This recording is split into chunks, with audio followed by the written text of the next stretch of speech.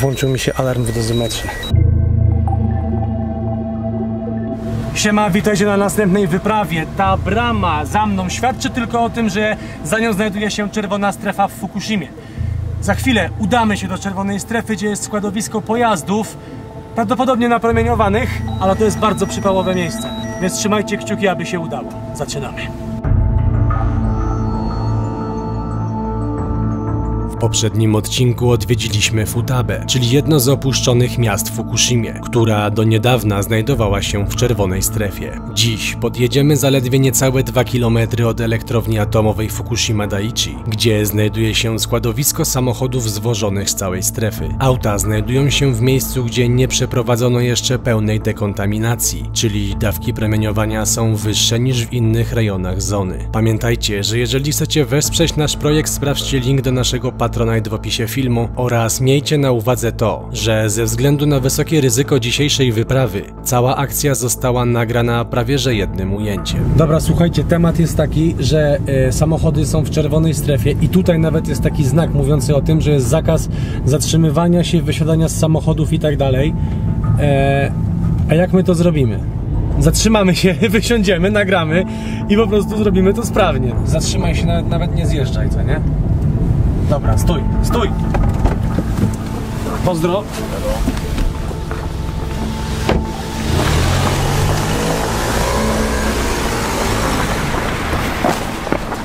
Manewr na Urbex History, czyli jedna osoba pobiegła nagrywać. Ja tym razem jestem w roli tego prowadzącego, który jeździ samochodem. Co prawda dziwnie to wygląda, że jeżdżę dookoła. Zaraz zobaczycie, po mojej prawej stronie będzie cmentarzysko samochodów i właśnie tam jest Kuba. Żeby nie zostawiać tutaj samochodu, dam mu 10 minut. I tutaj już macie samochody, widzicie, po prawej stronie.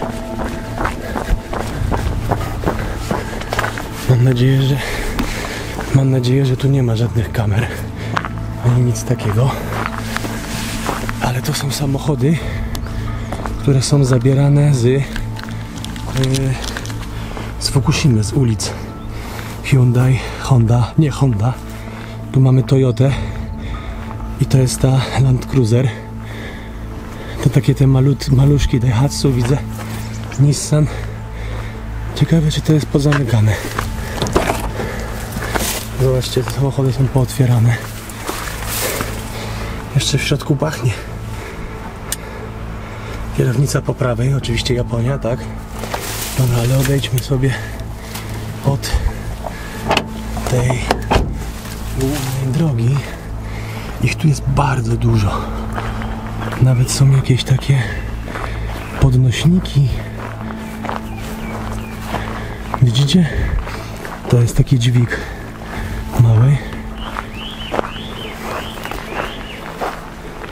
Takie w większości malutkie samochody, ale Japończycy tak mają. O!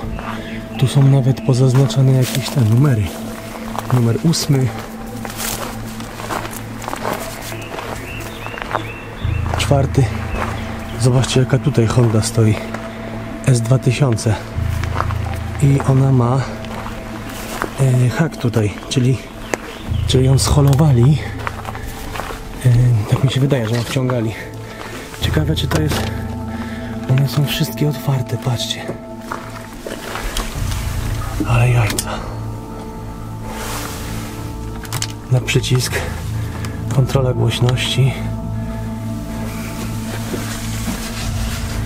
Ciekawe, czy coś... A to jest w ogóle dwuosobowy samochód.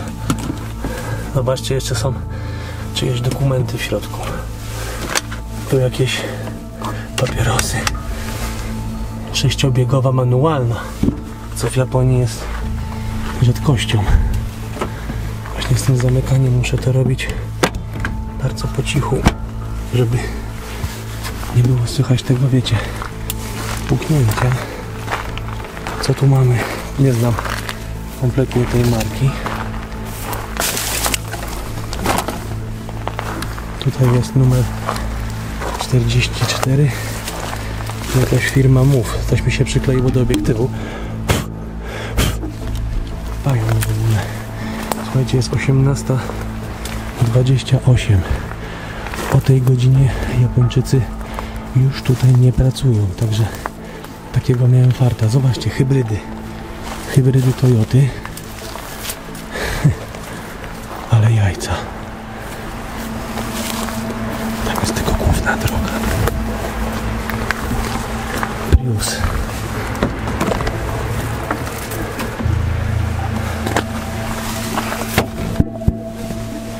W ogóle niby stare, a nowe. W środku jeszcze ktoś tam, widzę, grzebał, jakieś dokumenty chciał wyciągnąć. Dobra, idę tam dalej. W tamtą stronę. No pech jest taki, że jesteśmy we dwóch, nie we trzech, bo we trzech by było łatwiej. Dwie osoby nagrywają, a jedna jeździ. I wtedy jest to wszystko tak w miarę fajnie zrobione. Zadzwonię na szybko do Konrada. Tak, słyszę. Weź jeździ dookoła może, a ja jeszcze potrzebuję z 10 minut i to ogram sam. Więc będzie spoko. No dobra, pojechał w twoją stronę jakiś samochód, takim tym, wiesz, śmiesznym wywrotką. Ale tutaj Tutaj nie ma nikogo, więc luz, co nie? Ale zaraz podjedzie, bo ja już jestem na skręcie. A, dobra, to jestem cicho. Dobra, słyszę, że jedzie, no. A widzisz go? No ja go nie widzę, bo ja teraz jestem po drugiej stronie tej skarpy, więc teraz ci nie mogę pomóc. Dobra, jak coś, to dzwoń do mnie, okej? Dobra. No, nara. Dobra, słuchajcie, jedzie tu jakiś samochód, ale tam tą dolną ulicą, że tak powiem. A tutaj jest ta Honda S2000. Zobaczcie, 1,6 mikro. Czyli jesteśmy w tej czerwonej strefie. Sorry, że jestem taki chaotyczny i wszystko się buja. Ale robimy to na ultra przypale wszystko. Naprawdę na mega przypale. Bo tu nie wolno się zatrzymywać, wychodzić, a co dopiero jeszcze chodzić po tych samochodach. Ale dobra, słuchajcie, lecimy dalej. Tutaj jest ten. O, Mitsubishi Pajero. To jest chyba Pini. To jest moja furka ulubiona. Miałem kiedyś Pajero 1. Chcę odejść z tej strony. Tutaj, bardziej tam po prawej stronie. Bo będzie mnie tam mniej widać. A to tutaj, co widzicie, to może być ziemia z dekontaminacji. Zobaczymy, czy wynik będzie wyższy.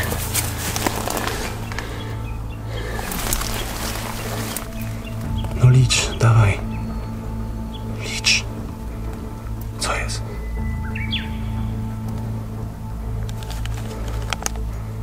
A, jeden guzik. No.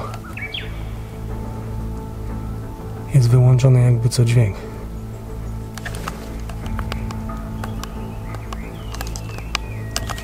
O. 2,15. Widzicie? Wzrosło 2,24. Czyli to muszą być te worki z dekontaminacji.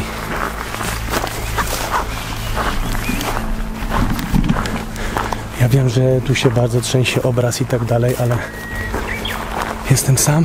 Konrad jeździ dookoła, a ja śmigam tutaj na przypale, gdzie zaraz będzie ciemno, ale wydaje nam się, że czas wybraliśmy idealny. Ale jeszcze robię pierwsze kółko i nie widać żadnego samochodu. No powiedzmy sobie szczerze, że nikt nie zobaczył Kuby, który tam wchodzi. No nikt go nie widzi, więc Kuba jak nie zrobi czegoś głupiego i jeśli tutaj nie jeździ jakiś przypadkiem patrol, który ma za zadanie wejść, zobaczyć, że nikogo nie ma i wyjść, no to jesteśmy praktycznie nieuchwytni. Powiem wam szczerze, że jestem pierwszy raz w roli właśnie tego prowadzącego, a nie tego, który przeprowadza eksplorację, bo zazwyczaj to ja z Łukaszem się wklepujemy w takie miejsca, a Kuba jest właśnie tym człowiekiem, który jeździ, sprawdza i obserwuje, czy przypadkiem nikt nie nadjeżdża. Dlaczego oni te samochody poodgradzali takim płotem? Patrzcie, kolejne Pajero. A tu jest w ogóle wóz strażacki, ale jajca. Ale one tu już muszą bardzo długo stać, bo jest zarośnięty u góry.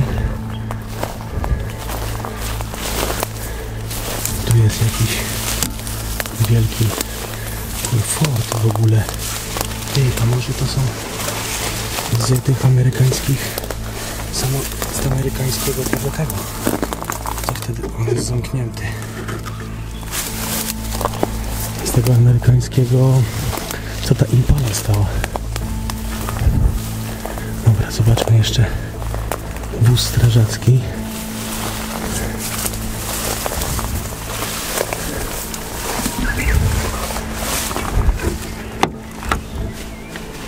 Jest zamknięty. Naval Forces Japan. Nie zdziwiłbym się, gdyby ten samochód brał udział w akcji gaśniczej reaktora.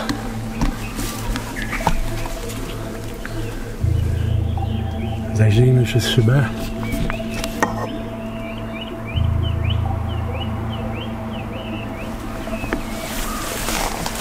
Tutaj są cała obsługa pomp jeszcze i tak dalej, ale chcę przyłożyć dozymetr do koła. Widzicie? 3-4 mikrosiewerty, prawie 4 mikro. Obok stoi pan w samochodzie, więc może być, nie wiem, no najwyżej zobaczy, że gadam sam do siebie. Obłąkany Europejczyk, ale raczej ma to gdzieś, nawet nie spojrzy. Ale różnie może być, więc adrenalinka jest, cieszę się z tego. To minęło około 10-15 minut, jak Kuba jest przy tych wszystkich opuszczonych samochodach. W ogóle też się zastanawiam, bo wy już to pewnie wiecie, no bo on to montuje, czy tam da się wejść do środka któregoś z tych samochodów, czy można je otworzyć, czy to po prostu zostały te samochody zwiezione z całej strefy fukushimskiej, zamknęli je i zostawili. No to jest dla mnie zagadka. Wydaje mi się, że część z nich jest zamknięta, bo oni pewnie nie otwierali, nie przyjeżdżali, zostawiali, tylko brali te samochody na lawety. I te, które już były wcześniej zamknięte, no to były zamknięte, a te, które były otwarte, no to nikt ich raczej nie zamykał, więc pewnie do którychś Kuba będzie mógł normalnie wejść, ale strzelam, że większość z nich będzie zamknięta. Kompletnie nie wiem nic o tych samochodach, ale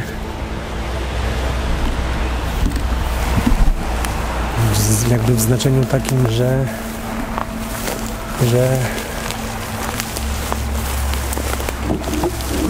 nie mogę tylko przypuszczać, skąd one tutaj się wzięły. No jakby są brane z całej strefy, magazynowane po prostu w tym miejscu.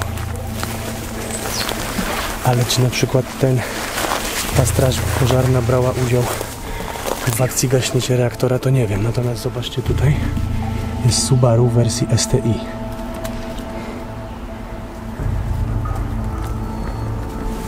Dobra, dochodzę już tam do końca, więc dzwonię do Konrada, aby podjeżdżał, żeby też tutaj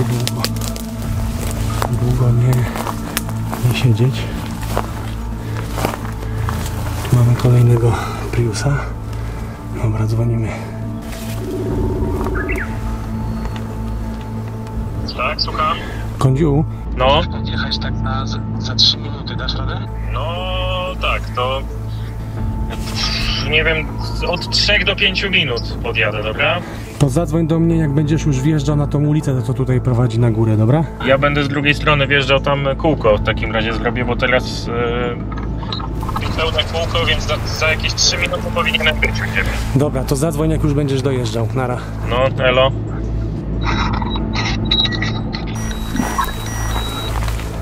Słyszeliście?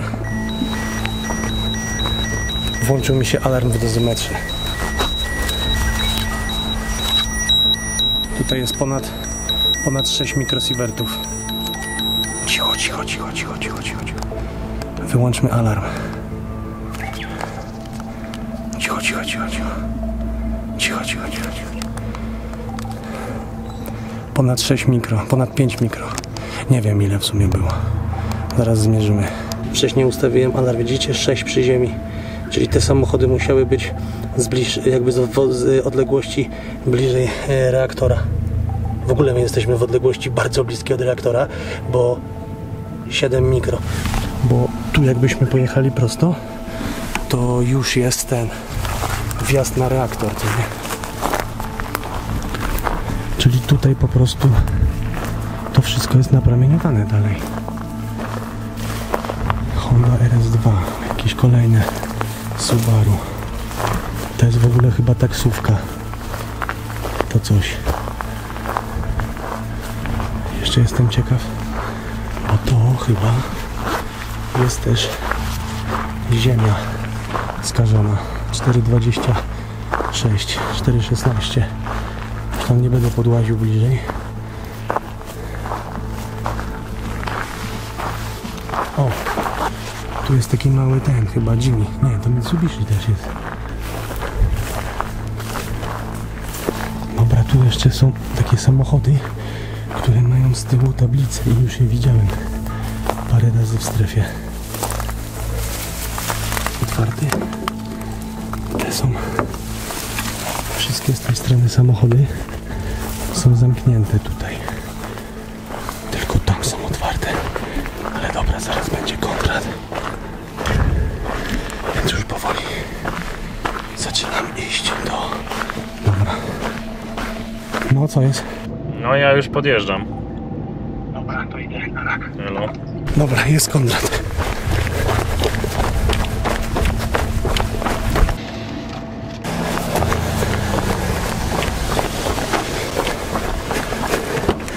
Ty, wiesz jak tam sieje promieniowaniem?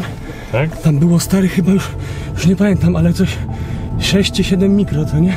Naprawdę? To nie jest dużo, ale w ogóle więcej niż normalnie. No tak. Ja muszę ochłonąć.